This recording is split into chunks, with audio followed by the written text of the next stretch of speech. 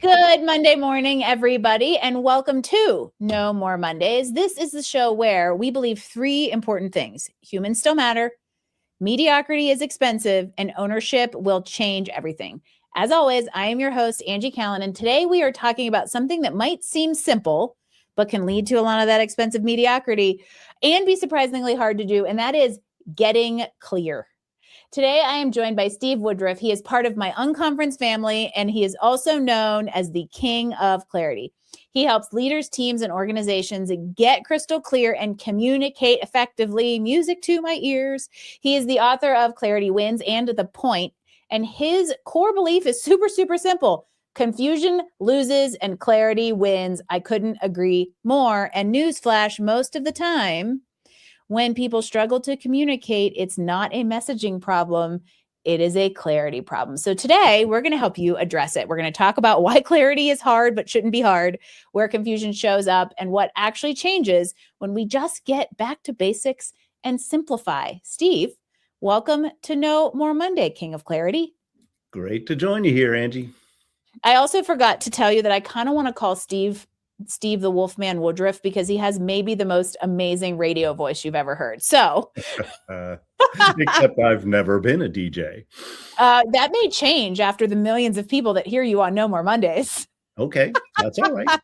I can do that. So I love this idea that clarity, we overcomplicate it, right? And it actually does become a hindrance to communication, whether it's at home. In fact, just a couple of days ago, my husband was trying to ask me a question and I'm like, he's like, yeah, I just said that. And I'm like, but no, you didn't. You think you did, right? It can happen at home. It happens in our businesses with clients and in teams. And for some reason, it's simple, but really difficult for people, especially sometimes like smart, capable people, right? We try to like do too much. Why? Why is this so hard, even if it is so simple? The biggest barrier to clarity is this constant desire to give too much information. And in a lot of the work I've done with corporate clients, there's just this desire to spew too much. And whether it's branding or marketing or selling or leadership, we want to say it all. And the problem is that the human brain can only process so much information. And if we overwhelm people with a white paper when all they're looking for is a soundbite, we lose the opportunity to get our point across. And so it sounds easy to say less, be simple, be distilled, but it's really, really hard to do for most people.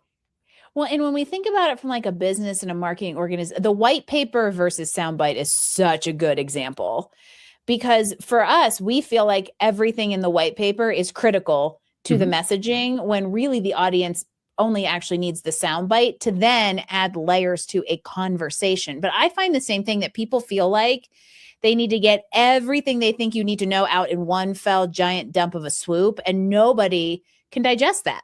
No, you're not doing anybody a favor. In fact, what you're doing is you're actually making people work too hard. If they have to sort through a bunch of jargon or 5 messages that should have been just one message, or a spewing of 2 minutes worth of nonsense, you're actually being unkind to that person, when what they really need is just give me the simple point. And then if we can unfold it later, that's fine, but turn the light on for me really fast right now. And so if your podcast title was Tuesdays are really bad, Wednesdays are questionable, Thursdays are blah, blah, blah, blah, blah, blah, blah, blah, blah. No, just No More Mondays is fine. And then, okay, why did you name it No More Mondays? Okay, now you can tell me a little bit more. So it's the little bits, what I call the memory darts, that really make a difference. You've got to get your message into a memory dart that quickly turns the lights on and makes people go, I need to know more about that. A lot of times I'll say, I love memory dart, by the way. And it's funny, when we were at the unconference, I said something. I think I said to somebody, I'm a former engineer who loves people. And they looked at me and they went, is that your memory dart? Mm-hmm. And they actually thought it was part of like your framework. And I was like, yeah, I have a memory dart. And I didn't even realize it. But it's like, whether it's a soundbite, dangle the carrot, thinking in how do I start a conversation instead of how do I have an entire conversation in one fell swoop is important, because you're right in that the human brain can't digest a lot. I'm curious what you've seen and how that is being reduced, right? It's even less now. Our attention spans are lower now, right? Well, there was this, I don't think they were trying to be funny, but it was Microsoft that put out this study that said we now have the attention span of a goldfish, 6 seconds or some crazy thing like that. I honestly don't believe that biologically, physiologically, the human attention span has changed in any way. I just think that the competition and the Yeah, the amount of distractions have distraction increased. and noise and stimulation is so great that it makes it much more difficult for anybody to focus, because we have 28 things in front of our face now instead of one. So, but nonetheless, the wiring of the brain is that it's looking for relevance. It's looking for the what's in it for me all the time. That's what we're going to focus on, is what's important, what's interesting, what's in it for me. And the art of a great soundbite, of a great introduction, of a great memory dart is it's got to contain relevance to the listener. It's got to pique interest, and it's got to rise above all the other noise that's out there. I love this. I love that perspective. And actually, I think I'm going to agree that it isn't our attention spans that are reducing. It is it's what's competing for them that is increasing. And so, and I think you make a really, really good point with what a memory dart is, and most importantly, who it is for. That's where I think a lot of times confusion comes from, right? Is we mistake information that we think the audience needs to hear from what the audience actually wants to hear. Talk to me more about that. Well, there's this principle called the curse of knowledge. And the curse of knowledge is that if you know something really well, you've been immersed in it, it's been your jam, you've got a lot of information in your head about that. And we subconsciously or unconsciously assume that everybody else has that information or cares about that information. That's cares about it is the operative word there. A big problem. And so that's when we just dump that, or we leave things out because we assume too much. We assume that you have all this backlog when in fact you're coming at it from a totally different perspective. You haven't looked at it for 5 years like I have. So engineers, doctors, software programmers, others that are in high-tech industries, they are very much guilty of what I call curse of knowledge problems when they try to talk to normal people. They can talk in tribal language to each other, and all their people get it. But when you get out of your bubble and you start talking to other people, you have to learn how to simplify, and you can never assume that people know what you're saying. So you have to illustrate, you have to give examples, you have to tell stories, you have to define your terms, you have to be careful with acronyms and jargon. Otherwise, you just shut them down. I feel like I could go in 12 different directions and have 12 different episodes on this right now, because please note, memory dart, former engineer who loves people. It is the high context of like a STEM brain is, I fall into this sometimes as well, to go back to, my husband and I communicate very differently and have somehow figured out how to make it work. But a lot of times I will start giving him context because I like context and I think he needs it, when really I just have one sentence I need to ask him about. And he'll be like, you're telling me all kinds of context and I don't even need it. Right. Yep. And so thinking about how to relate to your audience is just as critical as home as it is in marketing. So talk to me a little bit more about how we do that. So like, for instance, what's the anatomy of a memory dart? So the memory dart is a way of packaging a single thought in a vivid way that quickly turns the light on. It makes people understand or think a certain way and triggers memory. So I go often by the term King of Clarity. That's my nickname. And when somebody called me that for the first time on my Facebook timeline years ago, he said, "Happy birthday to the King of Clarity." And I thought, wow, that's pretty presumptuous, but that's good branding. I'm going to take it. And I embraced it. And it's a memory dart because you've only met one King of Clarity. You've probably met 1,000 consultants, but there's only one King of Clarity. And it also begs the question, what's that mean? So it's not only meant to turn the light on, it's meant to provoke interaction and questions and lead the conversation. It's meant to create engagement, not just exchange information. So a memory dart is to try to enlighten, it's try to create, and it's try to be memorable in somebody's mind. People can hear 25 things about me and they'll forget 24 of them. But if they remember Steve's the king of clarity and the time comes to make a referral, I win because they remember the right one of the 25. They remembered the one that mattered the most. I think about this in a very common scenario we all run into here in the good old US of A. Anytime we meet someone new is, hey, what do you do? So how does that sound with your memory dart? So I have two memory dart formats that I use for the inevitable, ubiquitous, what do you do question? Because contained in the what do you do question is several things. Under the surface, that person's also asking, who are you? And why should I care about what you do? And what do you do? That's all actually in there. So one of the things I do when I introduce myself to a new person is I don't start with an exchange of facts. I start with the beginnings of a story. So I'll say, well, by now I should have been a retired astronaut, but I had to settle for becoming the king of clarity. And what that does is it makes people ask more questions. I've only given them a tiny bit of information, but I've begun to open the door to my story, which is the most interesting part that each of us has is our story. That's the most important part of any introduction is your story. And so by doing that, and everybody has an interesting twist in their background, in their story that they can use as a format for an introduction. So there's the intro with a twist, memory dart, and then there's the one sentence value proposition. Here's how you summarize what you do, the value you provide for people that makes you different. If you've got your intro with a twist and your one sentence value proposition, you are golden as far as opening up any networking conversation, getting to know people, and becoming memorable.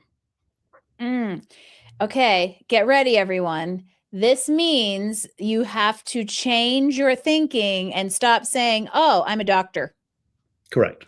Because the other thing about, and this is interesting, I love your take on this because I feel like this is a pattern interrupter, a pattern interrupter. And pattern interrupters are good in some ways and challenging in the others because as the person interrupting the pattern, it feels awkward to buck social norms, to say something wildly different, but it makes you more memorable.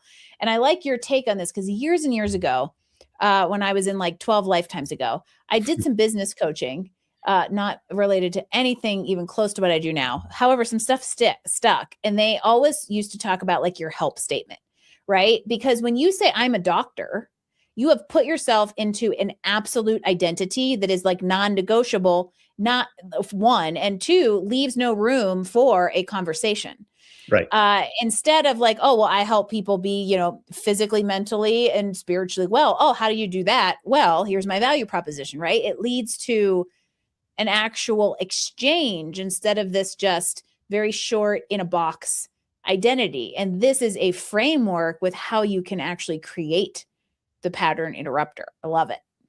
Yeah, the pattern problem is the expected answer to the factual question, what do you do, is a factual answer.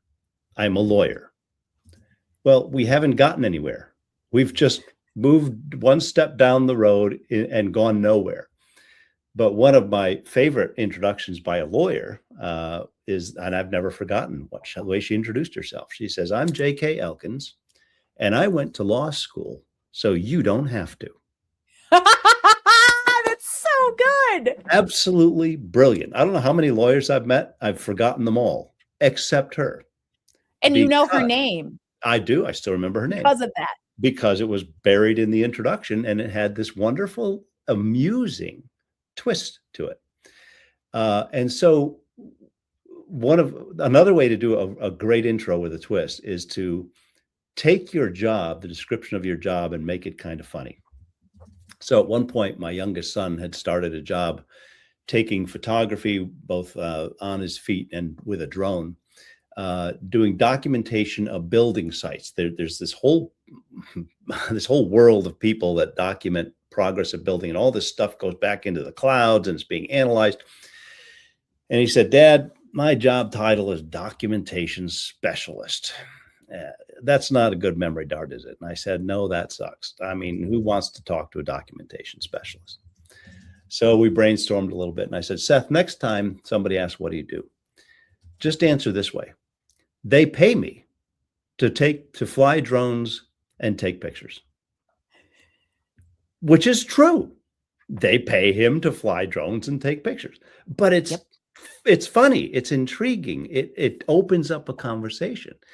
And we can take our factual jobs, or we can take some other thing and turn it into a little conversation starter just by playing a little bit of verbal game with it. Well, and then you become J.K. Elkins, because by the way, now I'm going to remember her, right? You become the lawyer who went to law school so you didn't have to at the party, right? Steve becomes, hey, is that the guy that said something about being an astronaut? They might not remember the King of Clarity, which, by the way, Steve was the King of Clarity before ChatGPT started telling everybody in the world that clarity was the answer to everything. So we need to establish that right now. That's correct. But you become that person, right? And it's infinitely stickier in the long run. Here's where I struggle a little bit. I am selfishly using this to gather my own intel. Where I struggle is, how do you take your, let's say, memory dart plus one sentence value prop, your intro plus a twist plus your value prop, and actually get that conversation into something that is valuable to the audience, i.e., how do I take that and start to turn it into all the questions I want to ask them to see how we're going to potentially work together, right? So how does that transition or step? So one of the most important skills, as you know, for a consultant or a coach or anybody, is asking questions. And one of the most important aspects of asking questions is digging into people's origin stories, success stories, failure stories, whatever's going on. You open the door to that when you start opening your door to your origin story. So when I talk about the astronaut thing, when I talk about the fact that I went to college after I couldn't make the astronauts thing, I wanted to be an astronomer. And so I went to college, and my dream died in my freshman year when I hit physics and calculus. And that was the end of You and I are kindred spirits, Steve. And what you do is when you tell people those bits, it helps them be able to open up. And then my technique is I ask people's origin stories and success stories. I just ask stories. And people talk to me for 40 minutes and realize that I haven't said anything about me. I've just been pulling it out of them. And one of the coolest networking strategies ever. If you have this one question, you'll be a great networker, and it's this. So if I say, "Angie, what do you do?" and you come back and you say, "I'm a podcaster doing No More Monday," or whatever your answer is. And I say, "Angie, I'll bet when you graduated high school, in your yearbook for your future plans, it didn't say, 'I'm going to be a No More Mondays podcaster.' How did you get from there to here?" And then I just shut up. And the stories pour out. And that is one of the best ways to get to know people and to conduct any kind of interview. But people are dying to tell their stories. They're just waiting for someone to ask. They're waiting for somebody to ask and listen, because very few people in our life actually hear what we have to say or hear substantial amount of it. And it's funny. My friend Justin Shank talks about being interested instead of interesting. And I love that phrasing, because my MO in any sort of like networking conversation or like non-close friend circle is exactly to what you just said. And it's funny because I'm a former engineer who loves people, but I don't like to talk about myself. So my coping mechanism for that awkwardness is to just ask tons of questions. And in that actually comes out. So I could hear myself saying something like the following, and this is very helpful because I've been trying to workshop this. So you're all getting like Steve's coaching Angie in real time here. It's like somebody, hey, what do you do? Oh, I'm a former engineer who loves people. They're like, well, that's really strange, because that's usually the response. And I'll say, I know. And because of that, humans are my favorite systems to solve. What are you trying to workshop right now? Yeah. There we So, go. We just did it. That's like my version of the yearbook question. yeah. And so now the one thing that's missing from yours is I don't yet know how you help people. Oh, So okay. The value you're an proposition is engineer, missing. you're a former engineer who loves people. That's cool. But you haven't yet let me know what you actually do in your interaction with those people and how the engineering background feeds into it. Because Okay. we want closure of stories. We want there to be, something following and going into something. So if you Mm. can tell me that you're a Ah, former engineer, but you really love people, and what I do now is I design something or other that sounds engineering-ish, but it's like, oh, you yeah. you make this difference in people's life, then you got it. Yeah. So by the way, everyone, we're walking what we walk and talking what we talk right now, because also realize we're synthesizing this in like 4 minutes. So this isn't that hard, right? And so in that situation, it would be something like humans are my favorite system to solve. And I, coach and advise leaders and executives through tough decisions. Mhm. What kind of stuff are you trying to workshop right now? Right? That's Right. the dot connector. Yeah. See, this Yeah. isn't hard. Well, it's challenging though. It is Well, challenging. and it took a while to get to the former engineer loves people, right? So I'm Mhm. cheating a little bit. However, in an effort to help everybody else out there maybe embrace their memory dart, one, you have to do it.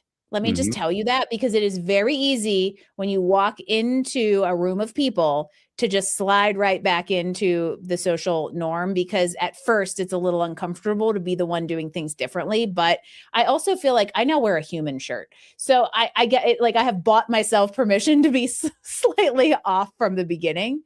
Yep. Right. So for everybody out there who may be really new to this idea of like, oh, wow, I can introduce myself, or I can start a conversation differently. What is something, like even one thing they can do to simplify immediately? So what you have to realize is that this is not only for the other people, this is for your confidence. When you can walk into any place and you can confidently answer the what do you do question, and you kind of just roll it off your tongue because you've practiced it a little bit and it fits, it's awesome. But the best thing you can do to start working on your introduction is I have a very simple format for every person that wants to create their origin story. And it's 4 steps.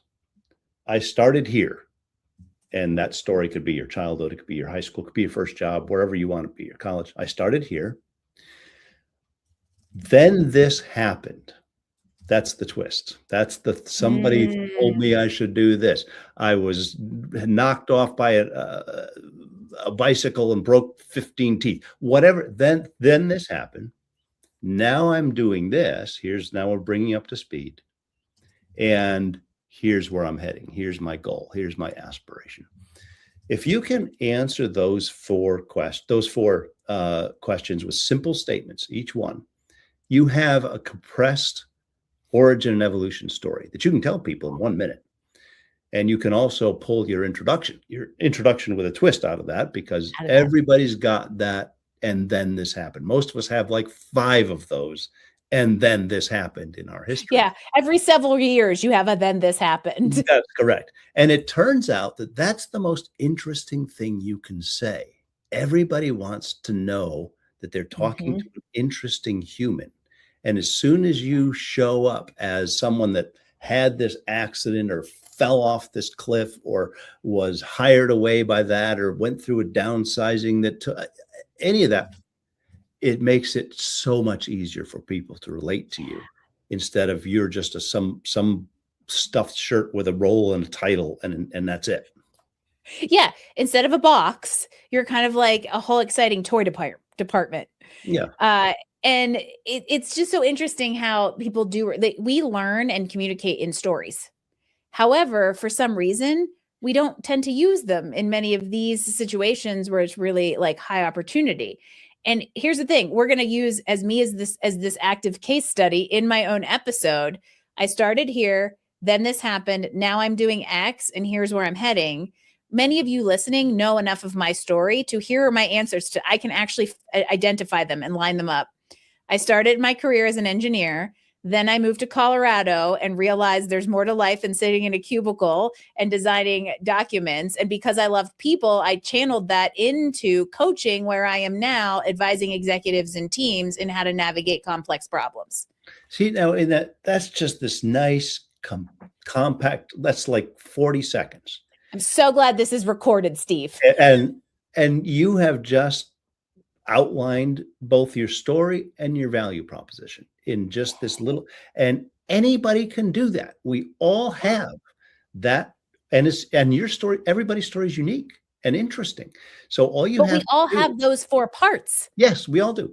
And so just craft those into your little story, and then that makes you a storyteller. And then, as we talked about earlier, become a story asker. Ask people about their story, ask them about their background. And as soon as they start, you have all kinds of, well, how did you meet that person? How long did that job last before you realized that was no good?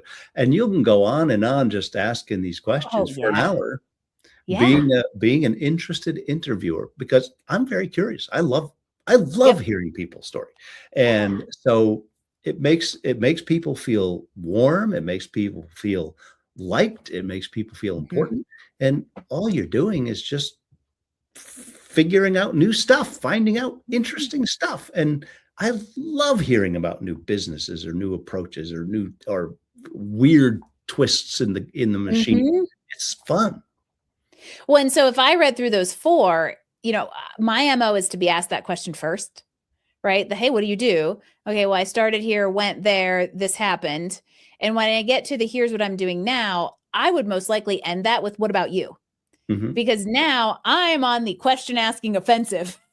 But let me add one more thing that I think is really interesting here. We all have these 4 parts, but because we tend to hide them or feel vulnerable about them, we don't talk about them. But as soon as you show yourself as willing to say, yeah, this thing happened and changed it all, you have kind of created an atmosphere of solidarity and connection. And that's instant rapport territory.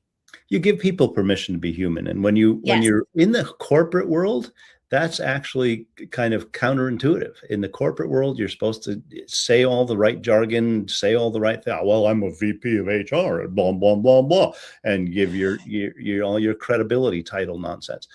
And you really stand out from the crowd when you actually are more creative and more human about it. And it gives those other people permission to then drop their guard and be more human.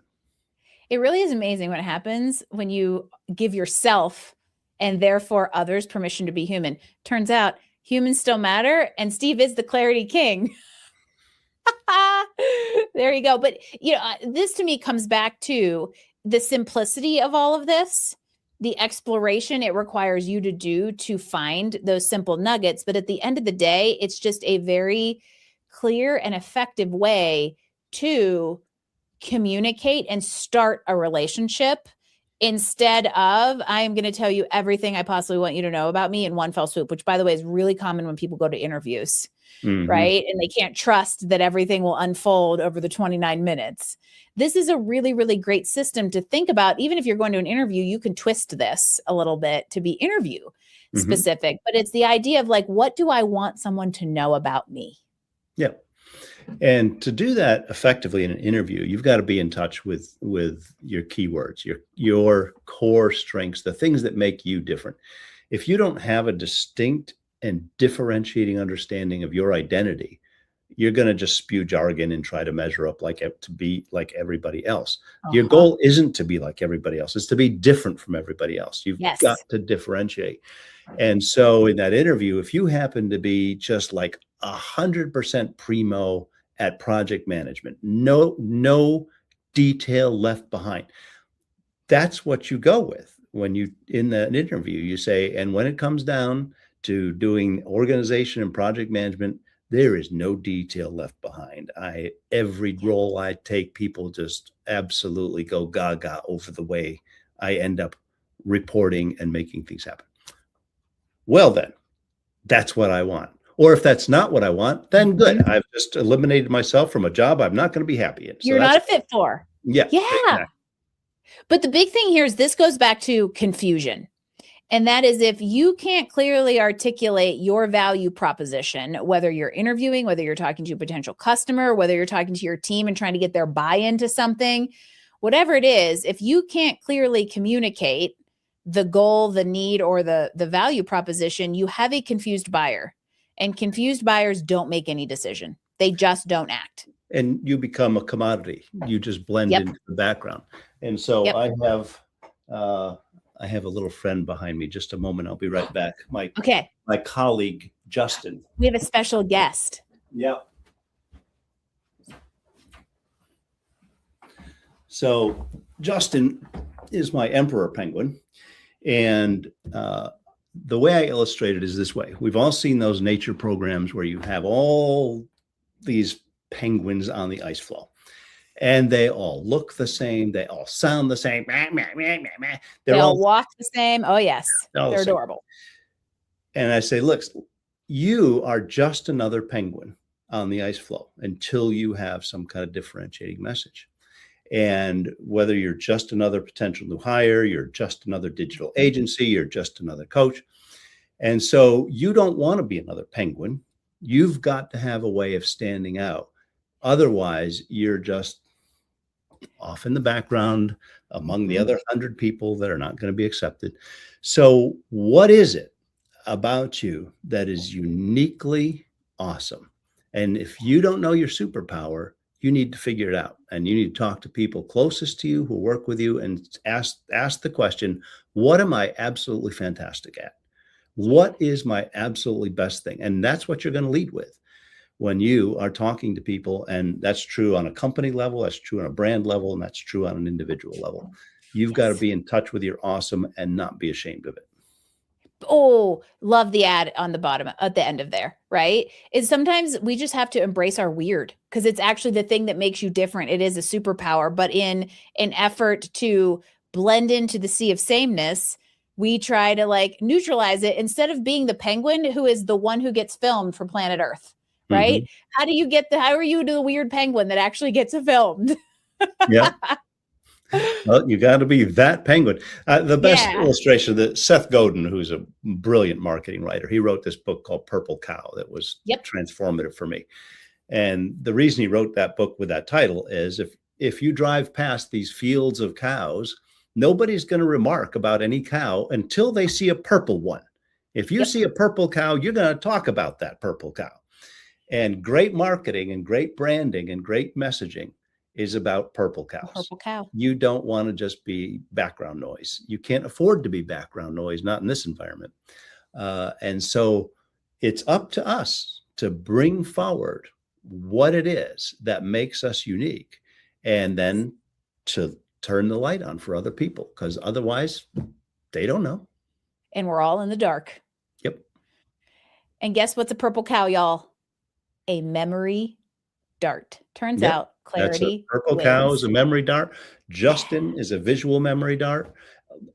I speak in memory darts. I mean, that's what I do because that's what I believe in. And when you are aware of the concept of memory darts, you'll suddenly see them everywhere. The great communicators throughout all generations have used that format to grab and turn the light on in the mind. You just helped me connect two dots, Steve.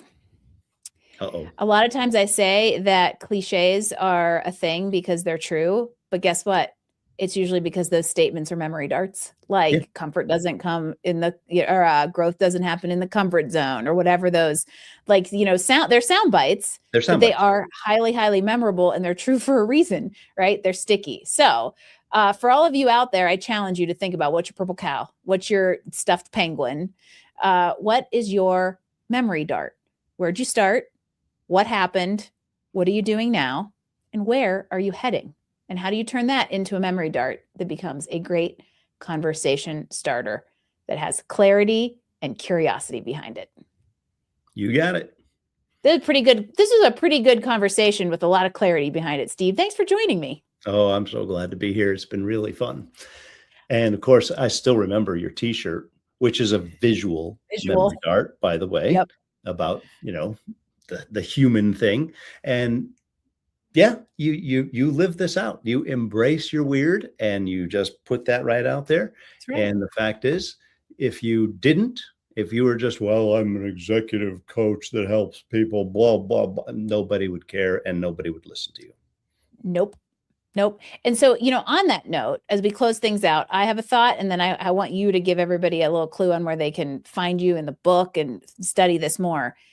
Don't try too hard here, because if you try really hard to be like overly creative about your memory dart, you may end up shifting it into something that you actually just aren't.